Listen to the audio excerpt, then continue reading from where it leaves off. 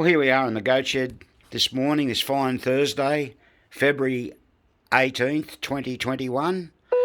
Wow, only 10 days left till the end of our summer and then our autumn, whereas some people in America, you call it fall commences, but it's still warm weather.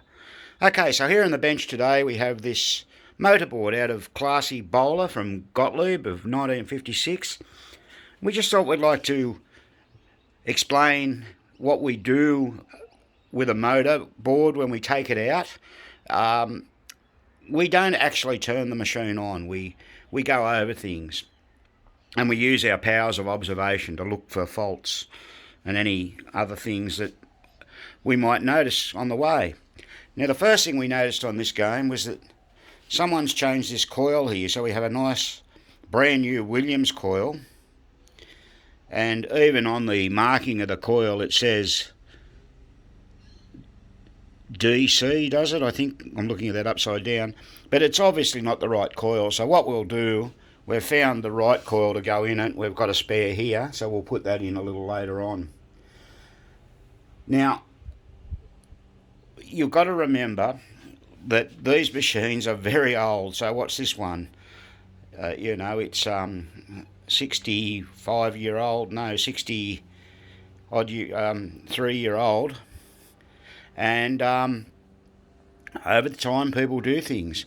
So what we like to do, we like to have a look at things. Now, just looking at the score motor, and I'm going to get down here, and there's the dog for motor 1A. Now, it doesn't look right, does it? That's because it's in backwards. So if we turn this score motor around, you can see the dog's barely moving the switches. Barely. See those switches? It's not even pushing in on the scoring switch. So what we're going to have to do, someone's had that out at some stage for whatever reason, we're going to have to put that in the right way. Now, another thing that we like to do, we like to have a look at all the coils and just check that they're all working. Now, this only takes but a moment, and what we do, we hook the meter up to, say, the motor, the common there. Spanky's having a look at that there, and then we simply have a look at the coils and see what's going on. So we'll turn our meter on there, and we've got that hooked up, and we've got a 32 ohm coil, which does look a bit burnt, but it's most likely, I'd say, the hold coil, and about 32 ohms is about right. So then if you just unclip and clip on, we'll check that. Up she goes, about 14 ohms, yep. So that's a R20-429, which is equivalent to a 9735 coil in today's terminology. We'll check this one. Yep, that's okay. We'll have a look at this one. This is a slightly different number, so it'll be a different reading. Let's have a look.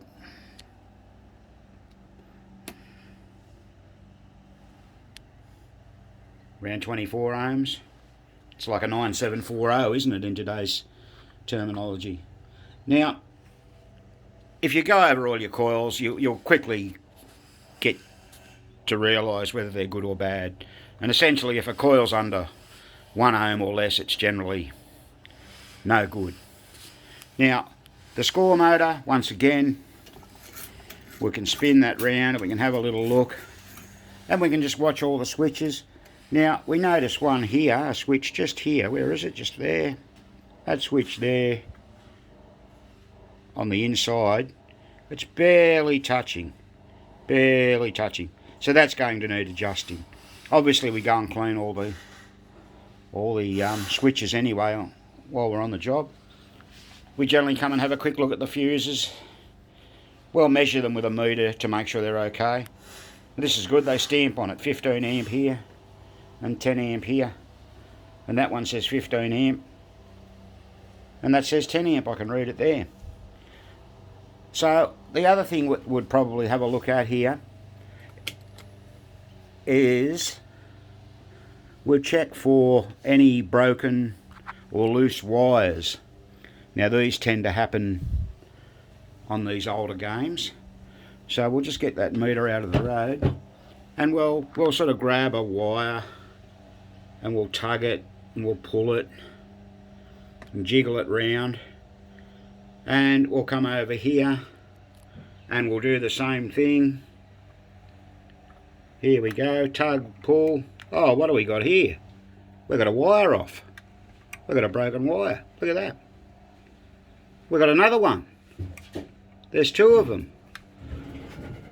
Okay, so two wires on the one motor stack. So yeah, that's not good. So bear in mind too, if you don't remember how to work out what's what, the Gottlieb score motors travel in an anti-clockwise direction, but the motor switch stacks go in a clockwise direction. So always find the one with no wires on, which is 3.5, the motor brake. That's got to be 4, so this has got to be stack 1. So stack 1, stack 2, stack 3, and stack 4, and the motor brake is stack 3.5. So, as you can see, just by quickly looking at a board, we haven't even turned it on, we never turn them on, we've found multiple problems already. So that will give us something to do this morning on this wonderful day, and we hope that that gives you a bit of an insight on what to do with your games. Obviously everyone does it differently. We just find that to be a fairly successful way of doing things. Not hard, very, very easy. So this has been another Goat Shed presentation.